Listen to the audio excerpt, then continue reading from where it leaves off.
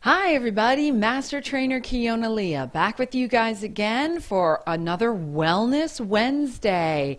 It is Thanksgiving Eve and I had so many requests when we had a bit of a discussion about this in the T-Tap Tips group that I absolutely had to do it. And to be honest with you, I'm kind of excited.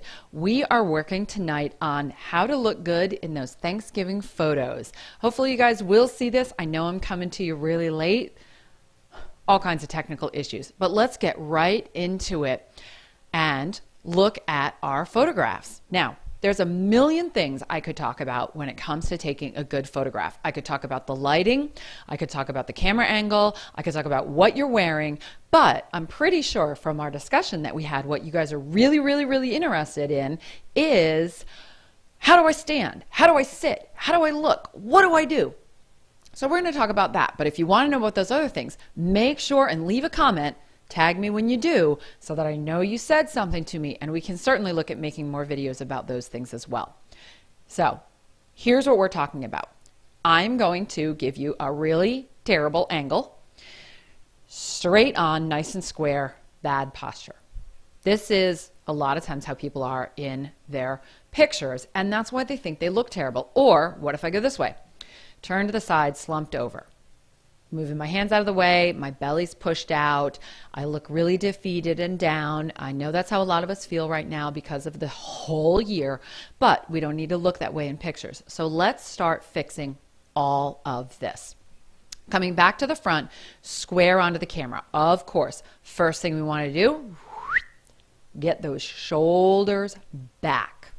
First thing we do, notice how much that lifts everything up. Now, we want to position, depending on your body type, you may need different things. A lot of people made the comment, I don't always want to stand in the same position. No, nobody does. Here are some general tips, but let's talk about some tweaks as we go along. So standing square, shoulders back, ribs lifted, this automatically starts to slim me out through here. Now, I am the body type where I'm a bunch of hips. It's part of why I usually wear flared leg pants. For you guys, I wore leggings so we could really see the difference as we do this. So we want to step 1 foot back to help slim out those hips. Now, shorter torsos, you don't need to do this. For us really long torsos, back with that hip. Look how far back I put that hip. Then we square back to the front. Yes, it is a little uncomfortable. Yes, there's a very definite twist. Yes, this back leg takes a little bit of a challenge. Now, don't let that foot turn out too far. So see how my foot's pointing to the side? That looks unnatural. We want to turn that foot in and we want to move the feet slightly apart. Now, from here, put that weight forward. Tuck your tail as best you can. Notice as soon as I do that, it flattens out that stomach. So even though we don't tuck all the way because of where our feet are, we still want to do that. And then lift up those ribs. Pull those shoulders back. So some of our basic stance applies. Now, to make this look even nicer, lifting, it's a little hard to see. Let me back up so you can actually see my foot all the way. There you go. So foot down, foot flat, everything else basically the same. Foot up. Now, knee slightly in. So knee to big toe versus what we normally do in T-Tap is knee to little toe. Knee to big toe gives us that better angle to do this. Lifting those ribs, lace those shoulders, and again, pull, tuck that tail just a little bit.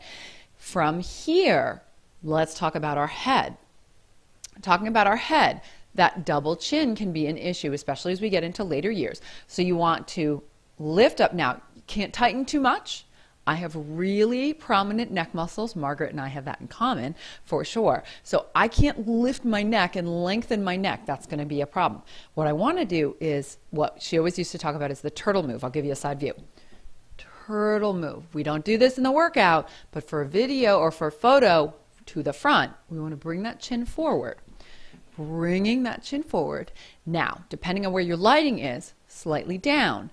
Also, frequently what really looks good is a slight 3/4. So now I've turned, my nose is no longer directly at the camera, it's slightly this way. This now allows to start to show off the jawline as we do this. Again, knowing where your lighting is really important, so we could talk about that later. But chin slightly down, slightly forward, that gets rid of all of the lines through here. It shows off the jawline. Eyes back to the camera, of course, and technically we want to look down with our chin and up with our eyes. This opens our eyes without us going and looking kind of weird and kind of creepy. I always say in my dance classes, women can be creepy too. So we want to do that as well. So you tilt down and look up. This opens the top of your eyes in a natural way. Of course, we want our best smile. Here's a great way to do a good smile. As they're doing the picture, or ask your photographer to count to 3. Count 1, close your eyes. Count 2, inhale. Notice that also brings my ribs up more. It pulls my stomach in as I do that. Exhale, open the eyes and smile. You're going to get your most natural smile without forcing it and feeling cheesy if you can do that. So again, you might want to request that of your photographer. Fantastic tip that I learned a decade ago in a modeling shoot myself. So those are a lot of the tips. Did you get them all? Let's go through them again one more time, and then we'll talk about some tweaks. So here's square, straight on, hunched over. So lace those shoulders back, lift those ribs. Step that foot back as best you need. Square those shoulders back to the front, tuck that tail. Lift that toe, knee to big toe. Other last thing you want to do is with the hands. Don't put them at even levels. You want one hand slightly higher than the other. Also, don't do a monkey paw. You want to keep them straight. Even if you go this way, keep the wrists straight and have one higher than the other. Sometimes I come too high all the way up to my waist. Notice how big this creates, this space. I want to be below. If I find my hip bone, I really want to slide right below it. The other one, again, I'm going to find thumb right at the hip joint. So right, see where I lift up? Right there. Those are your two kind of ideal hand positions right there. Chin slightly forward, don't turtle it too much. Slightly forward, slightly down, looking up. 1, 2, 3, and smile. So here's some variations. We're trying to create this curve right here. If you've got hips that are not as broad, you don't necessarily need to do this, but you still want to create that waist effect. So you can still go to one foot, again, toe slightly out, same thing here. Stepping this foot out, hip out like you're waiting for the bus. Now you can again do those hands and then do the head. Notice I turn the other way because I'm turning towards this foot. Turn that head, look the eyes at the camera each time, reaching out. Tuck that tailbone though, ribs up. Now, if you're really flat-butted, some of my super, super short torsos, that's where you would start to arch, reach out. Notice how this creates more of that. It gives me more of this line. Now, I have all kind of hips, so this looks really weird and crooked on me.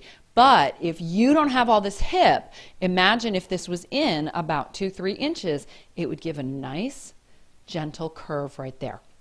Also remember, you don't have to go all the way to here every time. You could just slightly angle all of you. Look at the difference.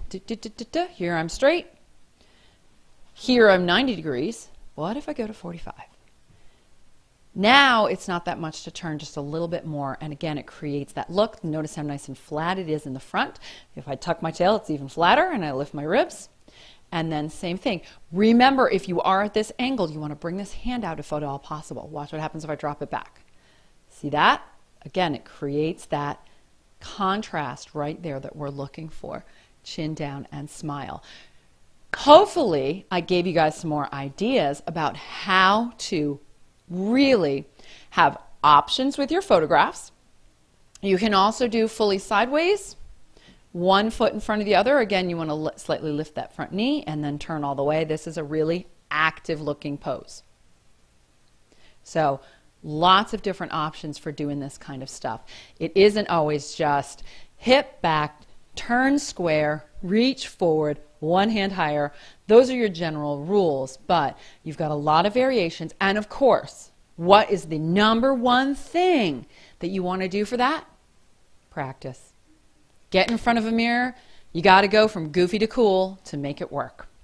Hopefully that helps you guys. I would love, love, love. Comment below. Send your pictures. Do before and afters if you get a chance. Last year's Thanksgiving, this year's Thanksgiving. This is all about fake it till you make it kind of confidence. So notice again, here I'm standing in one of these sort of tilted angles instead of just straight onto the camera. It just gives it more depth. In the meantime, comment below. Let me know what other topics you guys want to talk about on Wellness Wednesday. I'm Keona Leah. I want to see you move, live, and thrive. So I'll see you on the next one.